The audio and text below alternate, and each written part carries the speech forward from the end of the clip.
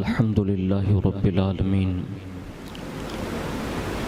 والعاقبۃ للمتقین والصلاة والسلام علی سید الانبیاء والمرسلین وعلی آلہ واصحابہ وازواجہ وذریاتہ واہل بیتہ وابنہ الغوث الاعظم الجیلانی ومعین الملت والدین وشیخ الاسلام والمسلمین علی الحضرت الامام احمد رضا وعلی عباد اللہ الصالحین اجمعین اما بعد فاعوذ باللہ من الشیطان الرجیم بسم اللہ الرحمن الرحیم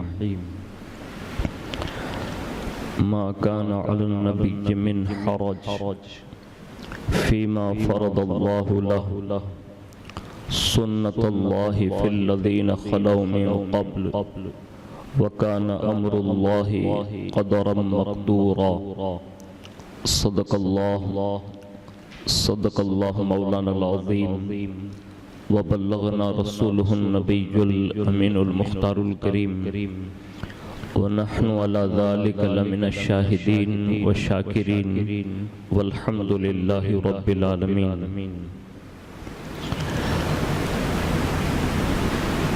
آئیے سب سے پہلے مذہب اہل سنت والجماعت یعنی کہ مسلک اعلیٰ حضرت کے قدیم دستور کے مطابق ہم سب کے آقا و مولا حضور سراپا نور سیدنا محمد الرسول اللہ صلی اللہ علیہ وآلہ وسلم کی بارگاہ پر نور میں جی لگا کر درود پاک کی نظریں پیش کر لیں. اللہم صلی علی سیدنا مولانا محمد معدن الجود والکرم وعلی آلہ وصحابہ وبارک وسلم. صلاۃ و السلام علیک یا رسول اللہ صلی اللہ علیہ وآلہ وسلم. نبی اور آل نبی پر ایک بار اور محبت سے جی لگا کر درود شریف پڑھ لیں. اللہم صلی وسلم وبارک علی سیدنا مولانا محمد النبی الامی الحبیب العالی القدر العظیم الجاہ وعلی آلہ واصحابہ وبارک وسلم. صلاۃ و السلام علیک یا رسول اللہ صلی اللہ علیہ وآلہ وسلم. تمام احباب سے گزارش ہے کہ صفیں جو ہے پہلے آگے بڑھتے جائیں تاکہ بعد میں آنے والوں کے لیے آسانی رہیں اور بار بار آپ کو پیچھے موڑ کے دیکھنے کی تکلیف نہ اٹھانی پڑے. جب بھی مسجد میں آئیں تو کوشش یہ کریں 8 دن ہوتے ہیں اس لیے آپ بھول بھی جاتے ہوں گے تو جب بھی آئیں تو صف اول میں بیٹھنے کی کوشش کریں. اور مومن کی شان ہے کہ وہ ہمیشہ آگے بڑھتا ہے پیچھے نہیں ہٹتا ہے نا. تو اس انداز میں انشاءاللہ مسجد میں آتے رہیں گے تو اللہ اس کی برکتیں نصیب کرے گا. ایک مرتبہ ہم سب مل کر درود شریف پڑھ لیں. اللہم صلی علی سیدنا مولانا محمد معدن الجود والکرم وعلی آلہ واصحابہ وبارک وسلم.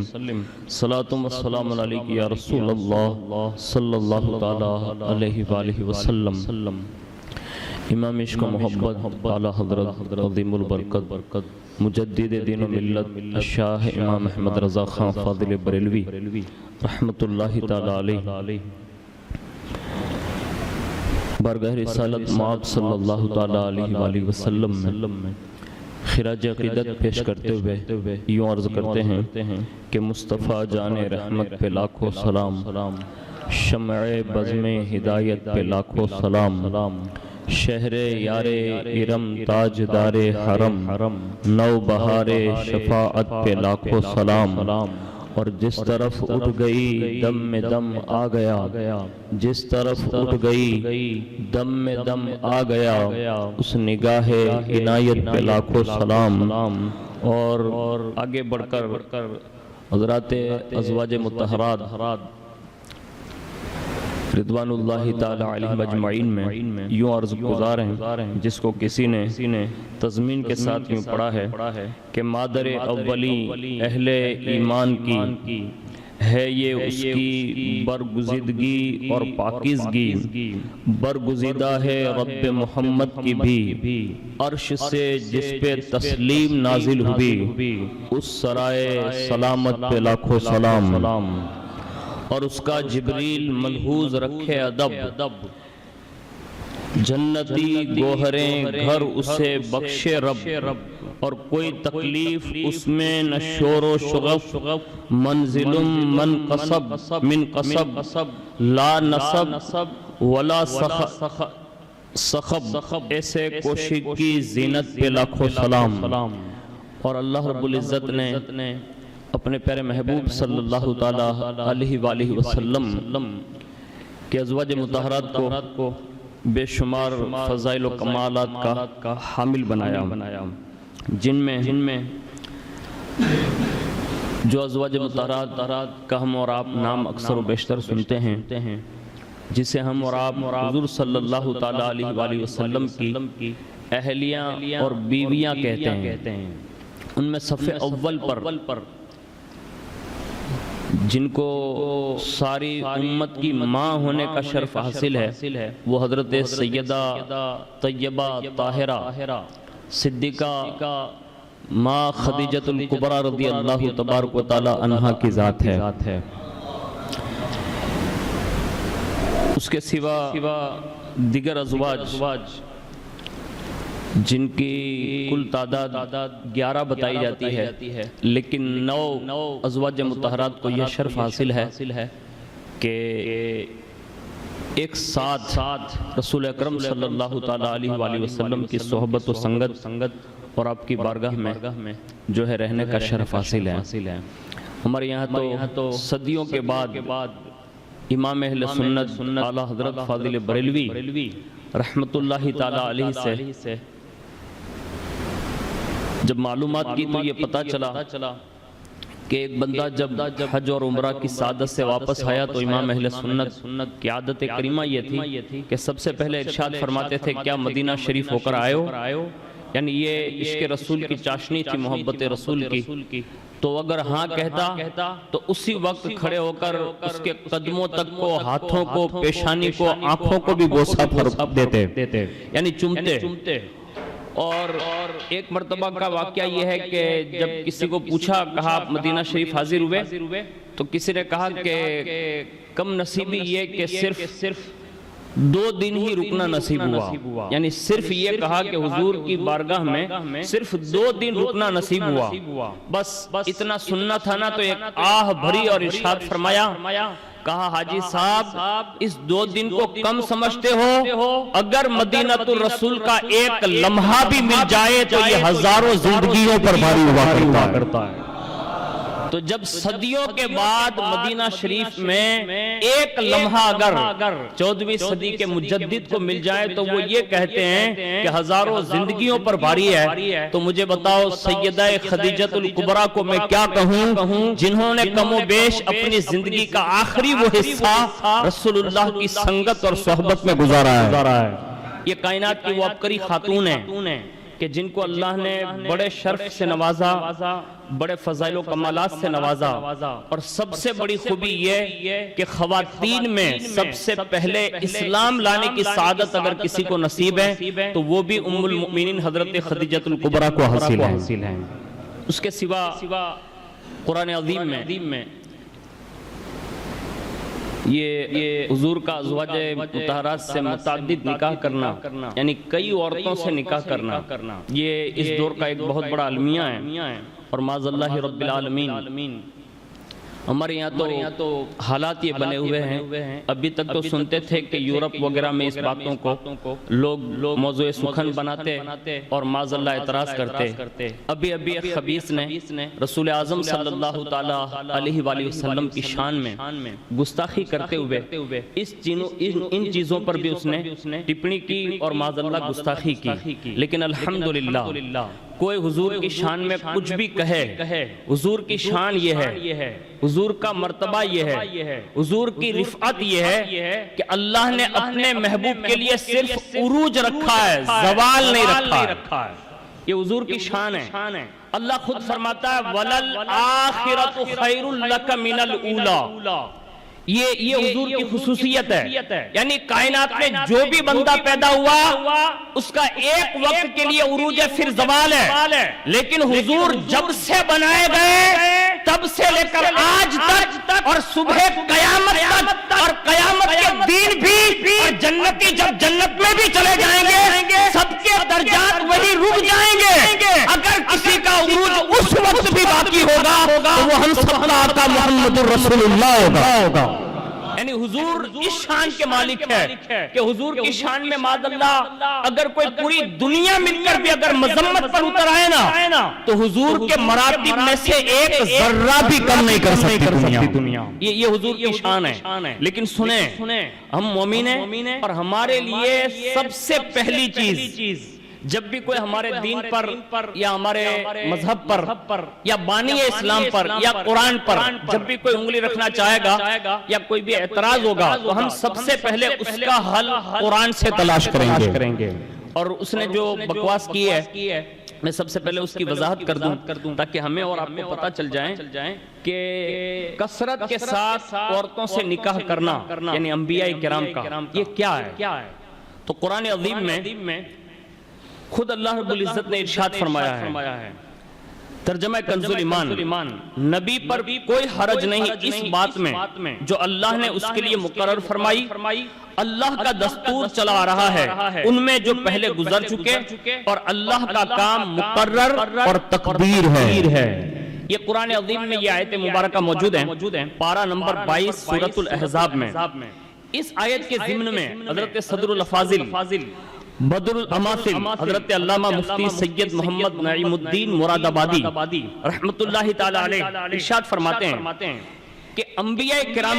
کو باب نکاح میں یعنی نکاح کرنے میں وسعتیں دی گئی ہیں کہ وہ دوسروں سے زیادہ عورتیں اللہ نے ان کے لیے حلال فرمائی ہے. تو پہلا مسئلہ صاف واضح ہو گیا کہ انبیاء کرام کے لیے یہ بات حلال اللہ نے کر دی ہے کہ وہ ایک سے زیادہ نکاح کر سکتے ہیں. یہ انبیاء کا خاص خاصہ ہے. اور دوسری بات انہوں نے آگے لکھی ہے جیسا کہ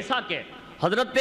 داؤد علیہ السلام کے زمانے میں خود حضرت داؤد علیہ السلام کی 100 بیویاں تھی اور آگے لکھتے ہیں کہ حضرت سلیمان علیہ السلام کی 300 بیویاں تھی. اس کے سوا لکھتے ہیں کہ یہ ان کے خاص احکام ہیں ان کے سوا دوسروں کو یہ روا نہیں اور کسی کو ان پر معترض ہونا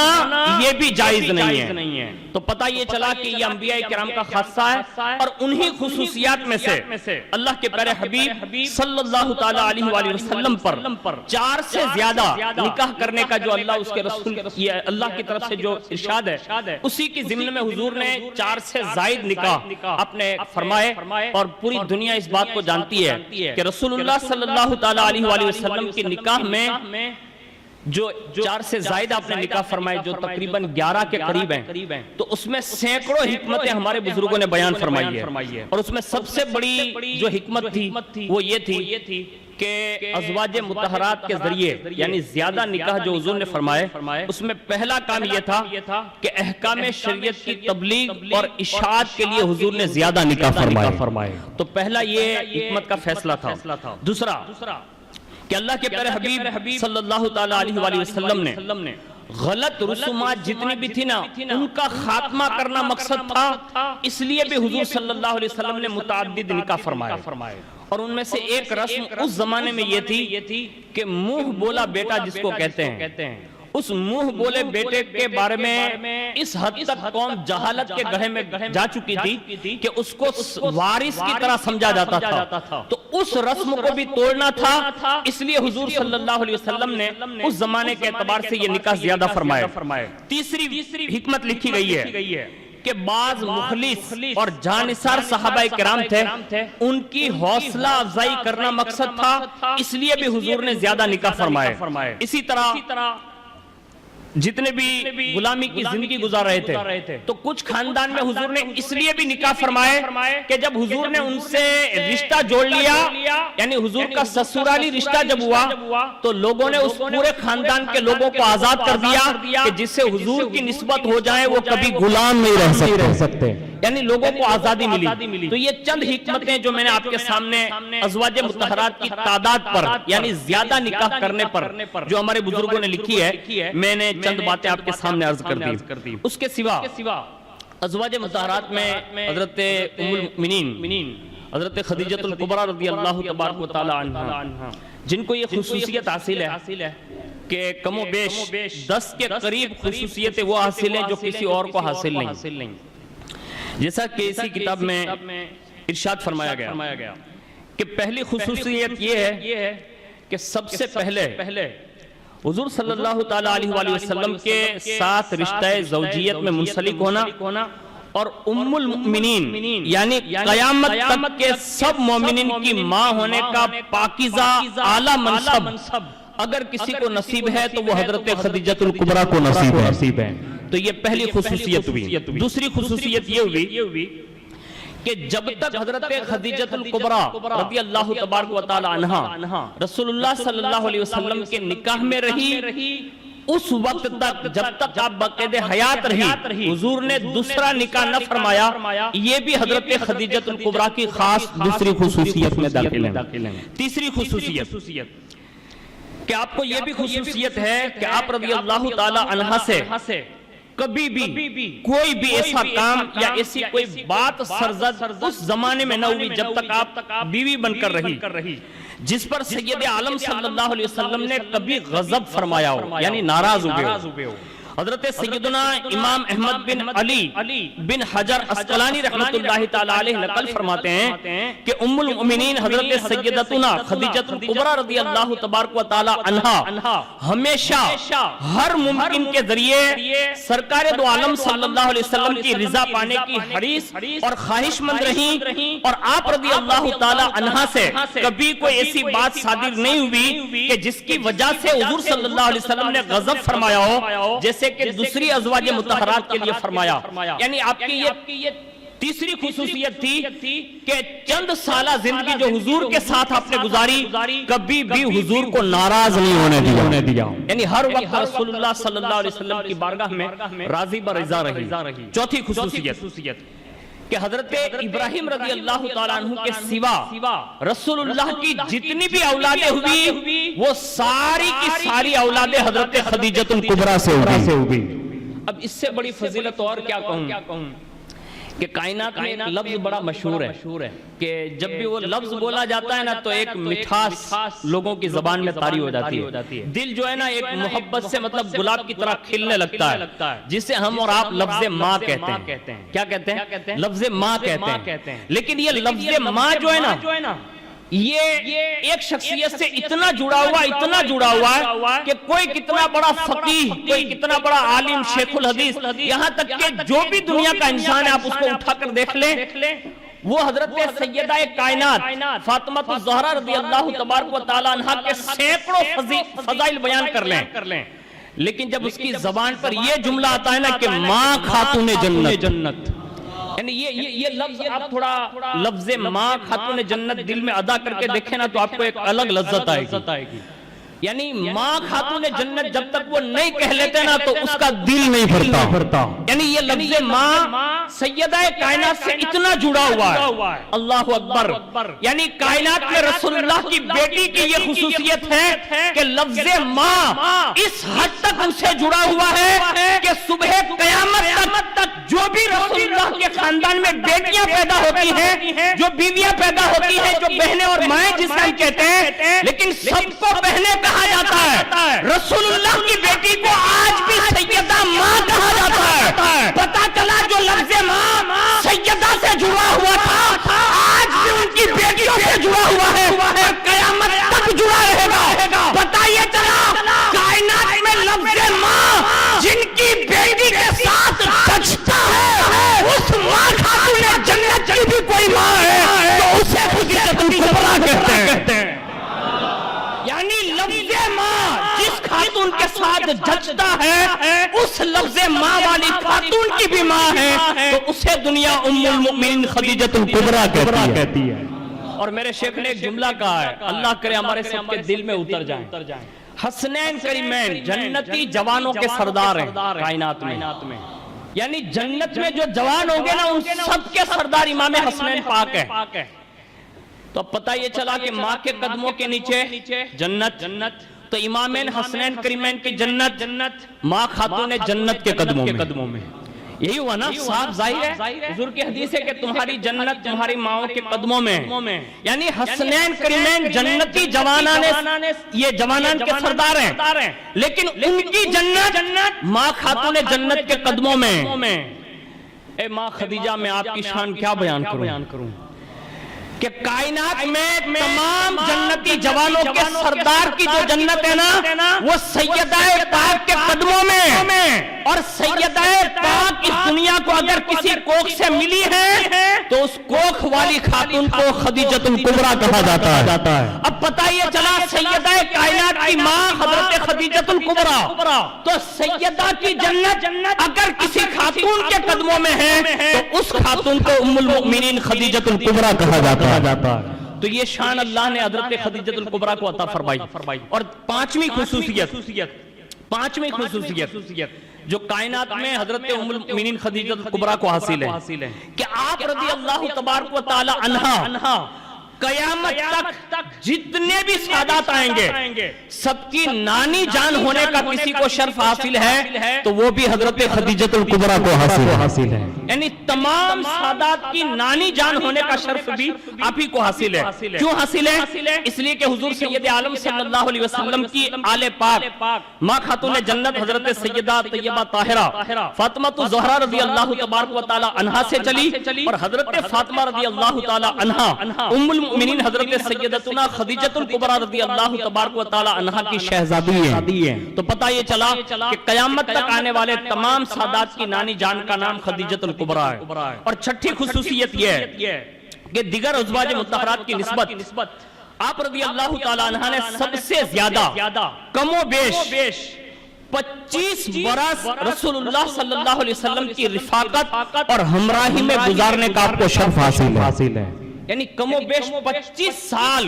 رسول اللہ صلی اللہ علیہ وسلم کے ساتھ آپ رہیں، دیگر ازواج بھی رہیں لیکن وہ کم مدت رہی، سب سے زیادہ حصہ یعنی تقریباً 25 سالہ عرصہ آپ کو آپ کے ساتھ گزارنے کا اللہ نے شرف نصیب فرمایا۔ ساتویں خصوصیت یہ ہے کہ حضور صلی اللہ علیہ وسلم کے ظہور نبوت، اعلان نبوت کہ سب سے پہلی خبر جیسے ہی آپ رضی اللہ تعالیٰ عنہ کو پہنچی تو یہ بھی حضور صلی اللہ علیہ وسلم کے ازواج میں آپ کو یہ شرف حاصل ہے کہ پہلی خبر حضرت خدیجۃ الکبریٰ کو پہنچی کہ آپ نبی آخر الزمان صلی اللہ علیہ وسلم بن کر تشریف لائے ہیں۔ آٹھویں خصوصیت حضور صلی اللہ علیہ وسلم پر عورتوں میں سب سے پہلے ایمان لانے کی سعادت اگر کسی کو حاصل ہے تو وہ بھی آپ ہی رضی اللہ تبارک و تعالی عنہا کو حاصل ہے۔ نویں خصوصیت حضور صلی اللہ علیہ وسلم کے بعد اسلام میں سب سے پہلے اگر کسی کو نماز پڑھنے کا بھی شرف حاصل ہے تو وہ بھی حضرت خدیجۃ الکبریٰ رضی اللہ تعالی عنہا کو حاصل ہے، جیسا کہ روایت میں ہے کہ حضور صلی اللہ علیہ وسلم کی ابتدا میں آپ نے سب سے پہلے نماز پڑھی۔ اعلیٰ حضرت امام اہل سنت الشاہ امام احمد رضا خان فاضل بریلوی رحمت اللہ تعالی علیہ فرماتے ہیں کہ حضور صلی اللہ علیہ وسلم پر اول بار جس وقت وحی آئی اور نبوت کریمہ ظاہر ہوئی اسی وقت حضور صلی اللہ علیہ وسلم نے بتعلیم حضرت جبریل علیہ السلام نماز پڑھی، اور اسی دن بتعلیم اقدس حضور صلی اللہ علیہ وسلم کی تعلیم کے مطابق حضرت ام المؤمنین خدیجۃ الکبریٰ رضی اللہ تبارک و تعالی عنہا نے نماز پڑھی، اور دوسرے دن حضرت امیر المؤمنین حضرت سرکار مولا کائنات رضی اللہ تعالی عنہ نے حضور صلی اللہ علیہ وسلم کے ساتھ نماز پڑھی۔ ابھی حضور سورہ مزمل جو نازل نہ ہوئی تھی تو یہ ایمان کے بعد پہلی شریعت میں نماز تھی جو نماز پڑھنے کا شرف ام المؤمنین حضرت خدیجۃ الکبریٰ کو حاصل تھا، یعنی یہ بہت بڑا خاصہ ہے۔ اور 10ویں خصوصیت یہ ہے کہ حضرت سیدنا احمد بن علی بن حجر عسقلانی رضی اللہ تعالیٰ عنہ نقل فرماتے ہیں کہ ام المؤمنین حضرت سیدتنا خدیجۃ الکبریٰ رضی اللہ تبارک و تعالی عنہا کے ممتاز اوصاف میں سے ایک وصف یہ بھی ہے کہ آپ رضی اللہ تعالیٰ عنہ ہمیشہ ہم سب کے آقا محمد رسول اللہ صلی اللہ علیہ وسلم کی بہت ہی زیادہ تعظیم کرتی رہی، اور بعثت سے پہلے اور بعد میں آپ صلی اللہ علیہ وسلم کی کسی بات کی تصدیق کرنے میں اگر صف اول میں کوئی ہوتی تو وہ حضرت خدیجۃ الکبریٰ ہوتی، یعنی حضور جو بھی بات ارشاد فرماتے آپ اس کی تصدیق فرماتی۔ یہ اللہ رب العزت نے حضرت سیدتنا خدیجۃ الکبریٰ رضی اللہ تبارک و تعالی عنہا کو یہ موقع عطا فرمایا، اور حدیث پاک میں حضور صلی اللہ علیہ وسلم نے بھی بہت سارے فضائل و کمالات آپ کے ارشاد فرمائے، جن میں سے ایک یہ ہے کہ حضرت سیدتنا خدیجۃ الکبریٰ رضی اللہ تبارک و تعالی عنہا ایک مرتبہ آپ کی بارگاہ میں حاضر ہوئی، تو اتنے میں کیا دیکھا کہ آپ رضی اللہ تبارک و تعالی عنہا جیسے ہی مطلب تشریف لا رہی تھی کہ ان سے پہلے حضرت جبریل علیہ السلام حاضر ہوئے، اور حاضر ہونے کے بعد حضور صلی اللہ علیہ وسلم کی بارگاہ میں یہ عریضہ پیش کیا کہ یا رسول اللہ صلی اللہ علیہ وسلم ابھی خدیجہ آپ کی بارگاہ میں تشریف لا رہی ہیں، اللہ کی جانب سے اور میری جانب سے آپ انہیں سلام ارشاد فرما دیں، یعنی اللہ کا اور حضرت جبریل علیہ السلام کا سلام جو ہے وہ حضرت خدیجہ رضی اللہ تبارک و تعالی عنہا کی طرف آیا، اور اس کے سوا حضور صلی اللہ علیہ وسلم نے 4 خواتین کا ذکر فرمایا بڑی کثرت کے ساتھ۔ احادیث میں آپ جب دیکھیں گے تو عورتوں کے تذکرے میں حضور نے 4 خواتین کا خاص کر کے ذکر فرمایا، ارشاد فرمایا کہ رسول اللہ صلی اللہ علیہ وسلم اکثر 4 جنتی عورتوں کے حوالے سے ارشاد فرماتے ہیں کہ جنتی عورتوں میں بھی افضل اگر کسی کو قرار دیا گیا ہے، جیسا کہ حدیث پاک کا ایک مفہوم ہے کہ ایک بار حضور صلی اللہ علیہ وسلم نے ارشاد فرمایا کہ زمین پر آپ نے 4 خطوط ارشاد فرمایا کھینچے، اور ارشاد فرمایا کیا جانتے ہو کہ یہ 4 کیا ہے، یعنی 4 لائنیں کھینچے، اور اس کے بعد ارشاد فرمایا جانتے ہو یہ کیا ہے؟ صحابہ کرام نے عرض کیا اللہ و رسولہ علم، یعنی اللہ اور اس کے حبیب صلی اللہ علیہ وسلم بہتر جانتے ہیں۔ تو پھر فرمایا کہ جنتی عورتوں میں سب سے زیادہ افضل یعنی فضیلت والی جو عورتیں ہیں وہ یہ 4 ہیں۔ پہلی لکیر پر اشارہ کیا اور فرمایا یہ خدیجہ بنت خویلد ہے، دوسری لکیر پر رکھا اور اس کے بعد فرمایا فاطمہ بنت محمد ہے صلی اللہ علیہ وسلم، اور تیسری لکیر پر ارشاد فرمایا کہ فرعون کی بیوی آسیہ بنت مزاحم ہے، اور چوتھی پر رکھ کر ارشاد فرمایا مریم بنت عمران ہے رضوان اللہ تعالی علیہم اجمعین۔ پتہ یہ چلا کہ فضیلت والی عورتوں میں بھی اگر صف اول میں کوئی ہے تو وہ بھی حضرت خدیجۃ الکبریٰ رضی اللہ تبارک و تعالی عنہا کی ذات ہے۔ یہ چند کلمات جو احادیث کی روشنی میں اور تاریخ کی روشنی میں تھے، میں نے ان کی بارگاہ میں خیرات پیش کرنے کی سعادت حاصل کی، آپ نے سن کر خیرات پیش کیا ہے۔ اللہ رب العزت ان کے عرس کی تقریب کے صدقے میں اللہ ہم سب کی حاضری کو قبول فرمائیں، ماہ رمضان شریف کی بے شمار برکتوں سے اللہ ہم سب کو مالا مال فرمائیں۔ اللہ رب العزت حالات حاضرہ پر جو تکالیف کا سامنا لوگ کر رہے ہیں، اللہ رب العزت ہم سب کی تکلیفوں کو دور فرمائیں، اور اللہ رب العزت جلد از جلد پوری انسانیت کو نجات عطا فرمائیں، آمین برحمتک یا ارحم الراحمین۔